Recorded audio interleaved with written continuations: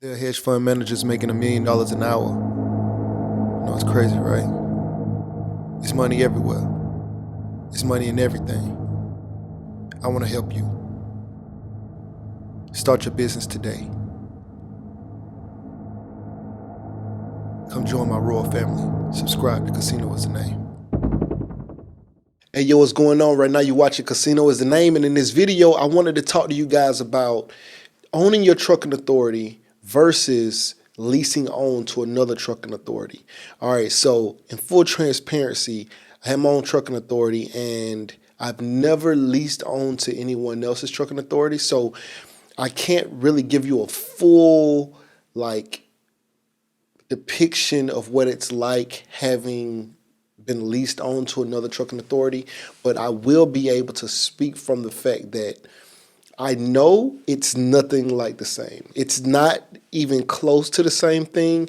And I'm making this video because I keep getting this question: should you own your own trucking authority or should you lease on? Now, the only way I've ever done it was to own my own authority. So I can tell you some of the differences that I noticed from speaking to other people who were trying to get into trucking or other people who had been in trucking for many years. And I did notice some key things from people who had just leased on versus people who had their own trucking authority.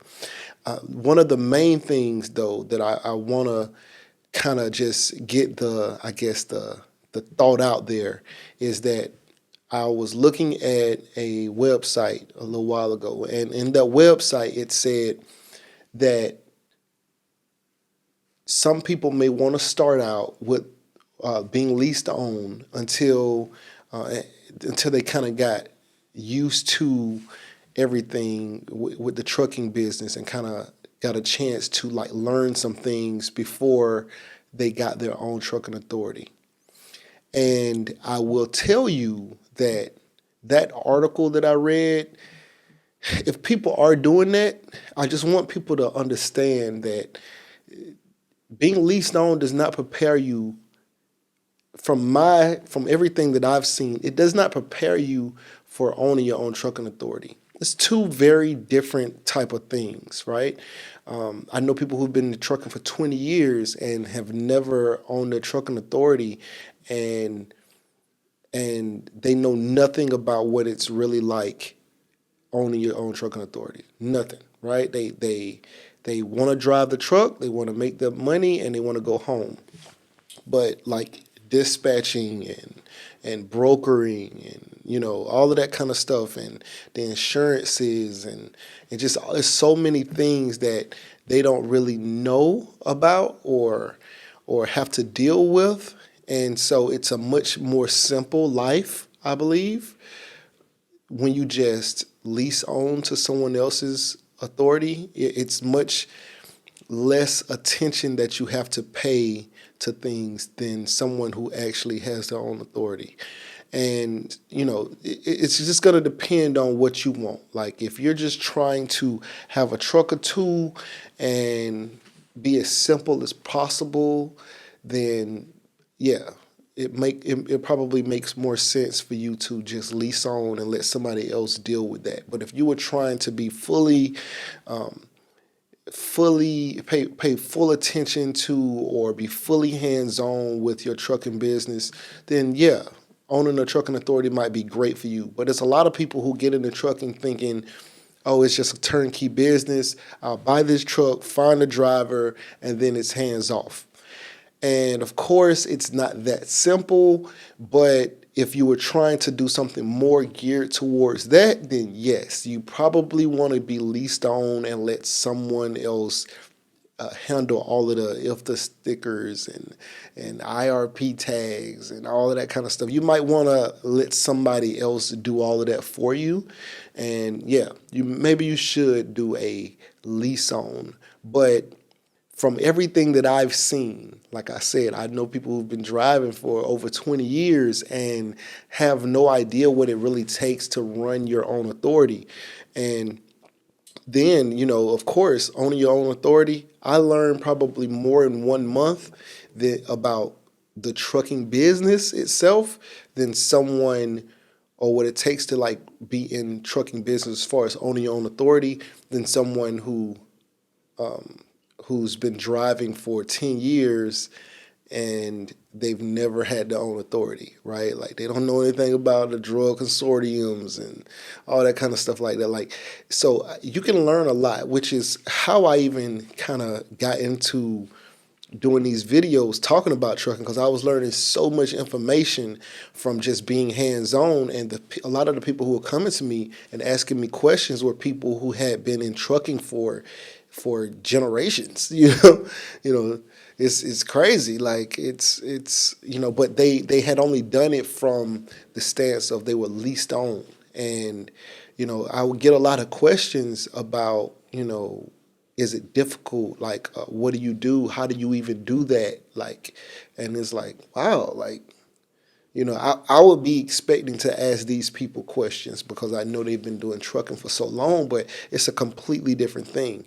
So I just want to like make this video so that I can just kind of get straight to that point. Like, because when I saw that website and it said that people were starting, they may want to start out being leased on until they learn the trucking business, but that's not, it's the trucking, it's so many variations of the trucking business. Like, just for an example, just on the trucking side, as far as the driver side, right? Or the I guess the owning a trucking business, you can have your own authority. You can be leased on. You could be a dispatcher. You could be a broker. It's so many things that you can do.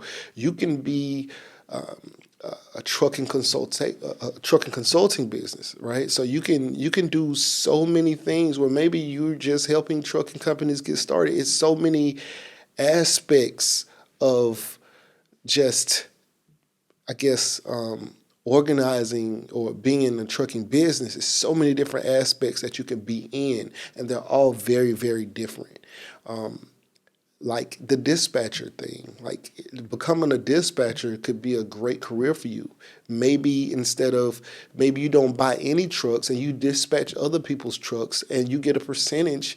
I don't know, I think it might be like 10% or something like that. You get a percentage of everybody else's truck. You find loads, you dispatch the loads. Becoming a broker, that's a whole nother level. Like, or yeah, you can buy a truck and lease on to someone else, and they provide all the stickers and tags and insurance and all that kind of stuff as far as you hauling things under their authority. And maybe you only have to have bobtail insurance. I'm not even sure about that because, well, I'm assuming if you got a truck anyway, you're gonna drive it off the lot. You got to have at least bobtail insurance if you're gonna do that. But as far as like the commercial hauling insurance and things like that, like that's going to be run through the trucking authority. And so, let them handle all of that kind of stuff, getting your truck added to their insurance and all of that kind of stuff.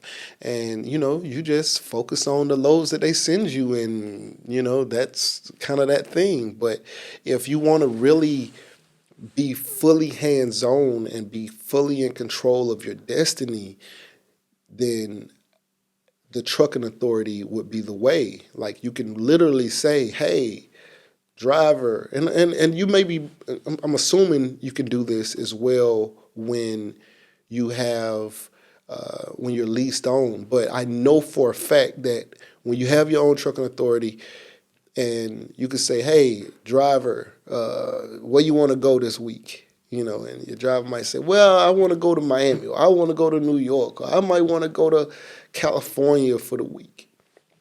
And we can find you loads to get you to California. And we can keep you in California for a month, for a week, for a couple of days, and then bring you back. We can send you to Miami so you can drive and your cousins can pick you up, and, you can stay down there with them, and, and you can drive around Florida for a little while and come back up. Like, it's if you want to go to Texas, like, you can send your driver. We can work that out because we are in control of who we get in loads from, and what kind of loads we go after and things like that. Now, It may not be like that when you are leased on to some of these other companies. I don't know what that process is like, but I just know that when you do own your own authority, it's a lot more control, a lot more freedom in that kind of aspect or whatever. But anyway, right now you're watching Casino Is a Name. Like, share, comment, and subscribe. If you find any value in this video, please get in the comment section and let me know. Also follow me on Instagram at King Casino and then the number 1. So KINGCASINO and the number 1. All right, right now you're watching Casino Is a Name, and then I'm out.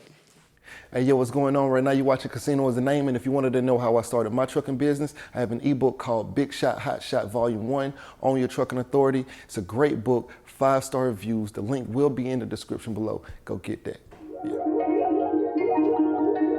Beat me up, Scotty. Me and her together, we just count it up. Money on my mind, I can't get enough. Don't play with my money, you don't want no beef. Cause I come from the bottom, I come from the street. When she first saw me, she said, who is that? When a man saw me, he called me a threat. I'm the one that really live with a rap. They ain't never did it, they ain't really trap.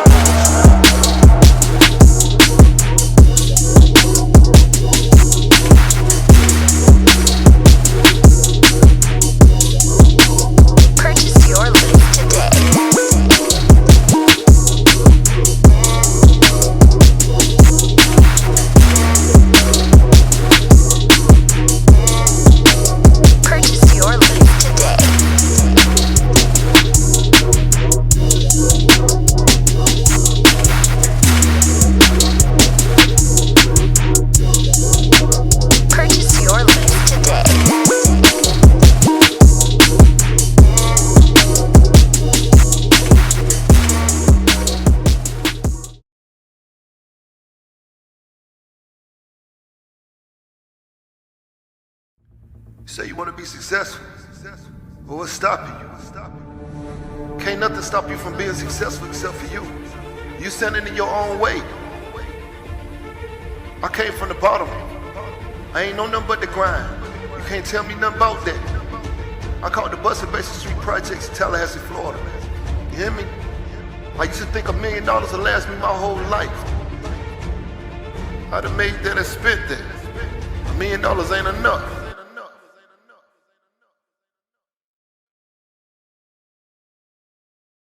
There are hedge fund managers making $1 million an hour. You know, it's crazy, right? It's money everywhere. It's money in everything. I want to help you. Start your business today. Come join my royal family. Subscribe to Casino Is a Name.